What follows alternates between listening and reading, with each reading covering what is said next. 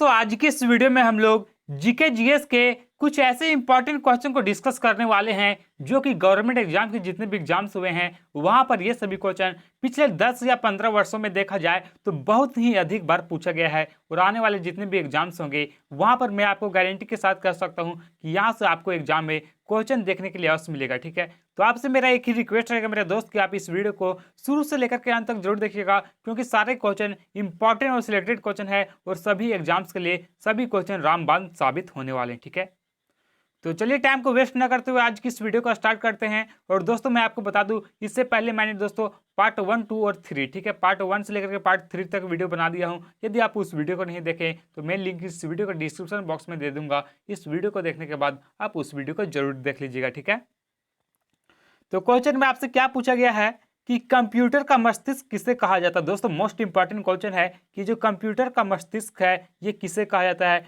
Computer का जो brain है ये किसे कहा जाता है। बहुत ही ज्यादा इंपॉर्टेंट क्वेश्चन है, कई बार एग्जाम में क्वेश्चन पूछा गया है। तो कंप्यूटर के मस्तिष्क की बात करें तो सीपीयू को जो है दोस्तों ये कंप्यूटर का मस्तिष्क कहा जाता है, यानी कि option number C right answer हो जाएगा। कंप्यूटर का मस्तिष्क यानी कि सीपीयू को कहा जाता है। और सीपीयू का फुल फॉर्म क्या होता है, तो सेंट्रल प्रोसेसिंग यूनिट। ठीक है, ये भी आपको याद रखना है कि सीपीयू का पूरा नाम क्या है, तो सेंट्रल प्रोसेसिंग यूनिट। ठीक है, कंप्यूटर का जो नर्व सेंटर है ये किसे कहा जाता है, तो कंट्रोल यूनिट को कहा जाता है। ठीक है, कंप्यूटर का नर्व सेंटर किसे कहा जाता है, तो कंट्रोल यूनिट को कहा जाता है। और कंप्यूटर का जनक किसे कहा जाता है, तो चार्ल्स बेबेज। जी हाँ दोस्तों, चार्ल्स बेबेज को कंप्यूटर का जनक कहा जाता है। ये आपको याद रखना है, बहुत ही ज्यादा इंपॉर्टेंट क्वेश्चन है। नेक्स्ट क्वेश्चन 77 नंबर क्या आपसे पूछा गया है कि भारत का सबसे लंबा राष्ट्रीय राजमार्ग कौन सा है। दोस्तों भारत के सबसे लंबा राष्ट्रीय राजमार्ग की बात करें तो भारत का सबसे लंबा राष्ट्रीय राजमार्ग कौन सा है, तो NH44 जो कि भारत का सबसे लंबा राष्ट्रीय राजमार्ग है। ठीक है दोस्तों, NH44 की बात करें तो दोस्तों इसका पुराना नाम जो है वो था NH7। जी हाँ दोस्तों, NH7 इसका पुराना नाम था, लेकिन वर्तमान समय में NH7 का जो न्यू नाम है ये हो गया NH44। ठीक है, तो ऑप्शन नंबर ये राइट आंसर हो जाएगा। वर्तमान समय में भारत का सबसे लंबा राष्ट्रीय राजमार्ग NH44 है। जी हाँ दोस्तों, वर्तमान समय में बात करें तो जो सबसे लंबा राष्ट्रीय राजमार्ग है ये NH44 है। इस हाईवे का पुराना नाम मैंने आपको बताया कि NH7 था। और यह राजमार्ग जम्मू कश्मीर के श्रीनगर से शुरू होकर के दक्षिण भारत के कन्याकुमारी तक जाता है। यानी दोस्तों जम्मू कश्मीर से शुरू होता है, जम्मू कश्मीर के ये जो श्रीनगर है वहां से इसका स्टार्टिंग होता है और ये कहाँ तक जाता है, तो कन्याकुमारी तक जाता है। ठीक है, और इसकी टोटल लंबाई की बात करें तो टोटल लंबाई कितनी है, तो 3745 किलोमीटर, यानी कि 3745 किलोमीटर NH44 की लंबाई है। ठीक है, तो ये भी आपको याद रखना है। नेक्स्ट क्वेश्चन 78 नंबर है कि निम्नलिखित में से कौन सा अम्ल पेट के जीवाणुओं का नाश करता है। दोस्तों इनमें से कौन सा अम्ल है जो कि पेट के जीवाणुओं को नाश कर देता है, तो देखिए जो पेट के जीवाणुओं का नाश करने वाला अम्ल है ये कौन सा अम्ल है, तो हाइड्रोक्लोरिक अम्ल यानी कि HCl जो कि पेट के जीवाणुओं को नाश कर देता है। Option number B right answer हो जाएगा। हाइड्रोक्लोरिक अम्ल की बात करें तो हाइड्रोक्लोरिक जो अम्ल है ये पेट के जीवाणुओं को नाश कर देता है। मानव शरीर में अमाशय में पाई जाने वाली छोटी छोटी ग्रंथियां से स्रावित होता है। ठीक है, ये मानव शरीर में ये जो कहाँ से स्रावित होता है, तो अमाशय में पाई जाने वाली छोटी छोटी जो ग्रंथियां हैं वहीं से स्रावित होता है। इन ग्रंथियों को ओक्टिलोजेनिक कोशिका भी कहते हैं। ठीक है, अगला क्वेश्चन 79 नंबर है कि प्रकाश संश्लेषण के दौरान प्रकाश ऊर्जा किस ऊर्जा में रूपांतरित होता है। दोस्तों प्रकाश संश्लेषण के दौरान देखा जाए तो ये जो प्रकाश ऊर्जा है ये किस ऊर्जा के रूप में रूपांतरित हो जाता है, तो ये हो जाता है रासायनिक ऊर्जा के रूप में, यानी कि ऑप्शन नंबर बी लॉक हो जाएगा। दोस्तों यहाँ पे जितने भी क्वेश्चन बताए जा रहे हैं ये सभी क्वेश्चन किसी न किसी एग्जाम में पूछा गया है, इसलिए आपसे मेरा एक ही रिक्वेस्ट रहेगा कि आप इस वीडियो को शुरू से लेकर के अंत तक जरूर देखेगा। ठीक है, क्योंकि सारे क्वेश्चन इंपॉर्टेंट और सिलेक्टेड हैं। अगला क्वेश्चन है कि असम का प्राचीन नाम क्या है। दोस्तों जो असम है जिसकी राजधानी दिसपुर है, इस असम राज्य का प्राचीन नाम क्या है, तो असम का प्राचीन जो नाम है ये क्या था, तो कामरूप। ठीक है, option number B right answer होगा कामरूप। नेक्स्ट क्वेश्चन 81 नंबर है कि मुंशी प्रेमचंद द्वारा लिखित पुस्तक गोदान का प्रकाशन किस वर्ष हुआ था। दोस्तों ये जो मुंशी प्रेमचंद द्वारा लिखित पुस्तक गोदान है इसकी प्रकाशन की बात करें तो इसका प्रकाशन कौन से ईस्वी में हुआ था, तो सन 1936 ईस्वी में। जी हाँ दोस्तों, 1936 ईस्वी में गोदान पुस्तक का प्रकाशन हुआ था, यानी कि ऑप्शन नंबर बी लॉक हो जाएगा। नेक्स्ट क्वेश्चन 82 नंबर है कि लावनी और तमाशा। जी हाँ दोस्तों, लावनी और तमाशा किस राज्य का लोक नृत्य है, तो ये कहाँ का लोक नृत्य है, तो महाराष्ट्र का, यानी कि ऑप्शन नंबर डी लॉक हो जाएगा। महाराष्ट्र का लोक नृत्य क्या है, तो लावनी और तमाशा। नेक्स्ट क्वेश्चन 83 नंबर है कि भारत में मीठे पानी की सबसे बड़ी झील कौन सी। दोस्तों, भारत में सबसे अधिक मीठा पानी की झील की बात करें तो सबसे मीठा पानी का झील कौन सा है भारत में, तो सबसे मीठा पानी का जो झील है ये वुलर झील है, यानी कि ऑप्शन नंबर 20 सही हो जाएगा, वुलर झील। और ये कहाँ पर है, तो यहाँ पे जम्मू कश्मीर में। ठीक है, अगला क्वेश्चन है कि बनारस हिंदू विश्वविद्यालय की स्थापना किसने की थी। तो देखिए, जो बनारस हिंदू विश्वविद्यालय है इसकी स्थापना की बात करें तो इसकी स्थापना किया गया था पंडित मदन मोहन मालवीय के द्वारा। ठीक है, यानी कि option number C right answer होगा, पंडित मदन मोहन मालवीय। बनारस हिंदू विश्वविद्यालय की स्थापना पंडित मदन मोहन मालवीय ने कब किया था, तो 1916 ईस्वी में। ठीक है, सार्क का प्रथम शिखर सम्मेलन कब हुआ था। दोस्तों, जो सार्क का प्रथम शिखर सम्मेलन जो हुआ था ये कहाँ पर हुआ था, तो सार्क का प्रथम शिखर सम्मेलन जो हुआ था ये हुआ था ढाका में। ठीक है, यानी कि option number B right answer होगा, ढाका। सार्क का जो फुल फॉर्म है ये क्या होता है, ये भी क्वेश्चन पूछा जाता है कि सार्क का फुल फॉर्म क्या होता है, तो south Asian association for the religion cooperation. ठीक है, और हिंदी में इससे क्या कहा जाता है, तो दक्षिण एशियाई क्षेत्रीय सहयोग संगठन। सार्क की स्थापना की बात करें तो इसकी स्थापना 1985 ईस्वी में हुआ था। और सार्क में कुल कितने देश शामिल हैं, तो सार्क के सदस्य कौन कौन से देश हैं, तो भारत सार्क का सदस्य है, पाकिस्तान, बांग्लादेश, नेपाल, भूटान, श्रीलंका, मालदीव और अफगानिस्तान। ठीक है, ये सभी देश दोस्तों सार्क के सदस्य हैं। ठीक है, और यदि आपसे क्वेश्चन पूछा जाए कि सार्क का मुख्यालय कहाँ पर स्थित है, तो नेपाल की राजधानी काठमांडू में। ठीक है, नेपाल की राजधानी काठमांडू में सार्क का मुख्यालय स्थित है। और सार्क का प्रथम शिखर सम्मेलन कब हुआ था, तो 1985 ईस्वी में सार्क का प्रथम शिखर सम्मेलन बांग्लादेश की राजधानी ढाका में हुआ था। ठीक है, नेक्स्ट क्वेश्चन 86 नंबर है कि त्रिपिटक निम्नलिखित में से किससे संबंधित है। दोस्तों, जो त्रिपिटक है ये इनमें से किससे संबंधित है, जैन धर्म से संबंधित है, बौद्ध से संबंधित है, या फिर सिख से संबंधित है, या फिर हिंदुओं से संबंधित है। तो त्रिपिटक की बात करें तो ये बौद्ध धर्म से संबंधित है। ठीक है, ऑप्शन नंबर 20 सही हो जाएगा, बौद्ध धर्म। बौद्ध धर्म के बारे में हमें विस्तृत ज्ञान त्रिपिटक से मिलती है। ठीक है दोस्तों, इस त्रिपिटक से हमें क्या जानकारी प्राप्त होता है, तो बौद्ध धर्म के बारे में जो जानकारी प्राप्त होता है ये त्रिपिटक से ही प्राप्त होता है। ठीक है, त्रिपिटक की संख्या कितनी है, तो त्रिपिटक की संख्या 3 है। ठीक है, विनय पिटक, सूत पिटक और अभिधम पिटक, ये 3 पिटक है। और तीनों पिटकों की भाषा क्या है, तो पाली भाषा। जी हाँ दोस्तों, तीनों ये जो अभी विनय पिटक, सूत पिटक और अभिधम पिटक है इसका भाषा क्या है, तो पाली भाषा। ठीक है, नेक्स्ट क्वेश्चन 87 नंबर है कि जैन अवेस्ता किसका धार्मिक ग्रंथ है। दोस्तों, ये जो जैन अवेस्ता है ये इनमें से किसका धार्मिक ग्रंथ है, तो ये पारसियों का धार्मिक ग्रंथ है। ठीक है, ऑप्शन नंबर ये राइट आंसर होगा, पारसी का। ठीक है,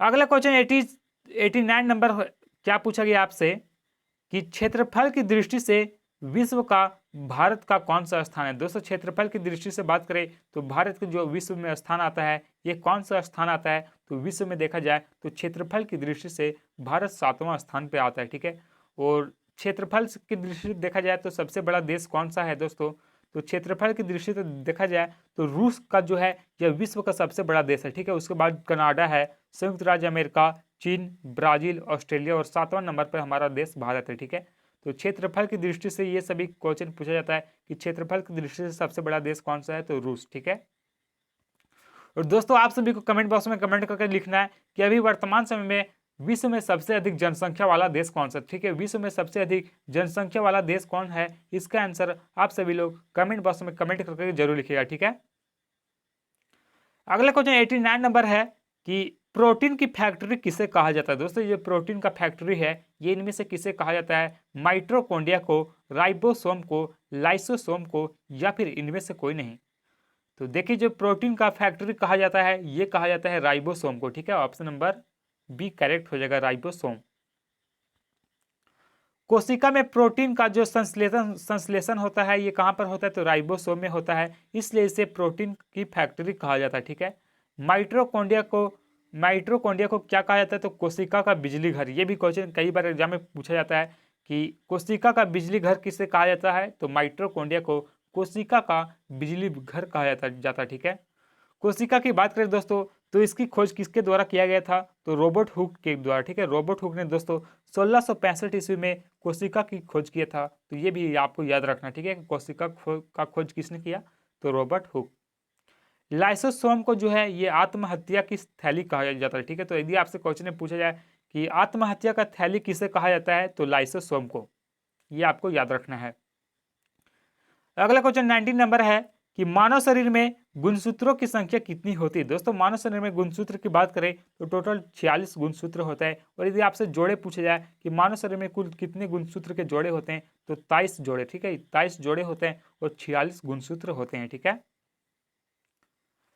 अगला क्वेश्चन है कि भारत में रेलवे का जनक किसे कहा जाता है? दोस्तों मोस्ट इंपॉर्टेंट क्वेश्चन, आप सभी लोग याद कर लीजिएगा कि भारत में ये जो रेलवे का जनक है ये किसे कहा जाता है? तो देखिए जो भारत में रेलवे का जनक है ये लॉर्ड डलहौजी को कहा जाता है। Option number D right answer हो जाएगा। रेलवे की बात करें दोस्तों तो भारत में रेलवे की जो शुरुआत हुई थी ये सन 1853 ईस्वी में। जी हाँ दोस्तों 1853 ईस्वी में रेलवे की शुरुआत लॉर्ड डलहौजी के कार्यकाल में पहली बार हुआ था। और ये रेल कहाँ से कहाँ तक चला था? तो मुंबई से लेकर के थाने तक, ठीक है। वही चीज यहाँ पे लिखा गया है कि भारत में रेलवे का जनक जो है ये लॉर्ड डलहौजी को कहा जाता है। इसी के समय भारत में पहली बार 16 अप्रैल 1853, यदि आपसे डेट पूछा जाए तो 16 अप्रैल 1853 ईस्वी में मुंबई से लेकर के थाने के बीच ये ट्रेन चली थी। और कितना किलोमीटर चला था? तो 34 किलोमीटर, ठीक है। अगला क्वेश्चन है कि राष्ट्रीय जलमार्ग संख्या 1 कहां से कहां तक है? दोस्तों जो राष्ट्रीय जलमार्ग संख्या 1 है ये कहां से लेकर के कहां तक जाता है? तो ये जाता है प्रयागराज से हल्दिया तक, ठीक है। ऑप्शन नंबर ये राइट आंसर होगा, प्रयागराज से हल्दिया।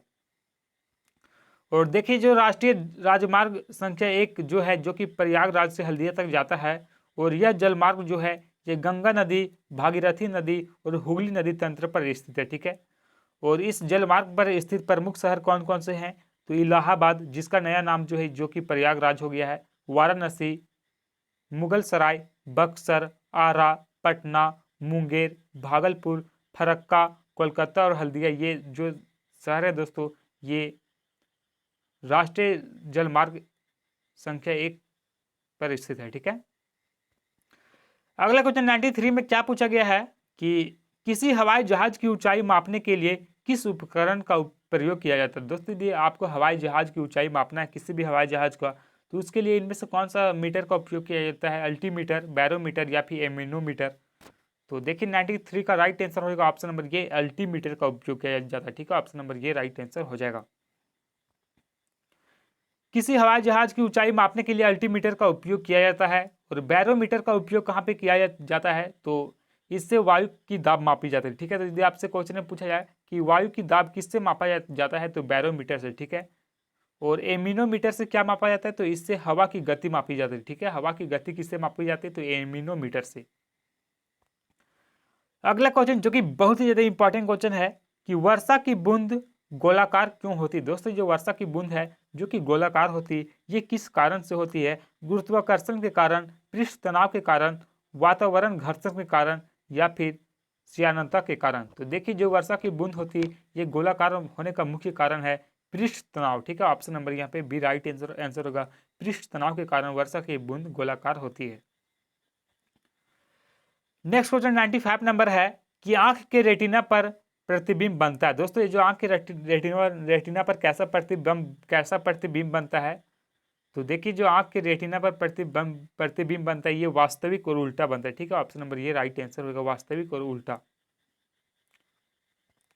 अगला क्वेश्चन है कि मोटर वाहनों में पश्य दृश्य यानी कि मोटर वाहनों में पीछे के दृश्य यानी कि साइड मिरर के रूप में कौन सा दर्पण का उपयोग होता है। दोस्तों मोटर वाहन में देखा जाए तो पीछे की दृश्य देखने के लिए इनमें से कौन सा दर्पण का उपयोग किया जाता है। गोलीय दर्पण, अवतल दर्पण, उत्तल दर्पण या फिर समतल दर्पण।